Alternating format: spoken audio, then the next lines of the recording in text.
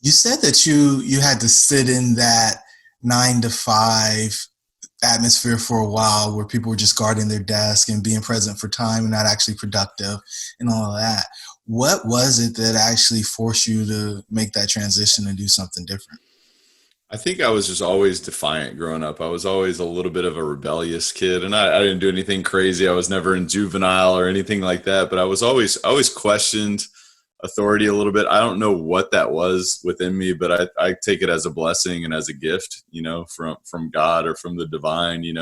But ultimately, I looked around and said, "Man, I just don't think these are I don't think this is my future. I don't think these type of realities are the reality that I want to accept myself." And so I recognized that. And it was very painful, to be honest with you. For a few years, I didn't really know what that meant. I didn't know if it was just, hey, am I just like, do I just miss college? Do I just miss, being a kid or high school or whatever? And, is this just the process? I just need to accept it because everybody said, look, man, the best days are behind you. The best days are, man, reminiscing on those days. Those were great, but this is adulthood, and it was interesting because I listened to that and I internalized that for a while.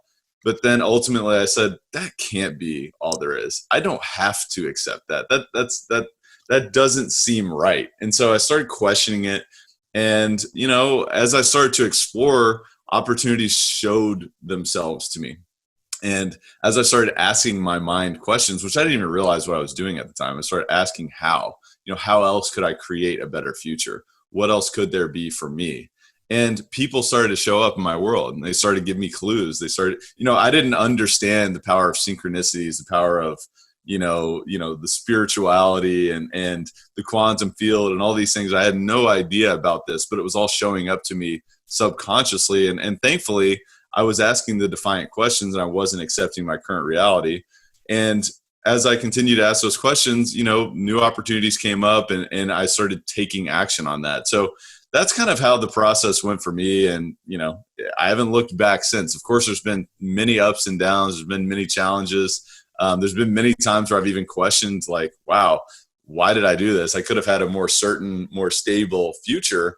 But thankfully, I look back and say, man, I'm glad I pushed through some of those uncertainties, some of those challenges, because I'm grateful for not only the growth that it required from me. Ultimately, I go back to that always. Whenever my back has been pushed against the wall and things haven't been certain and I've made huge mistakes, it's required me to become the next version of myself. And so that's been the greatest blessing of all of this. But that's really, that was kind of the whole process for me.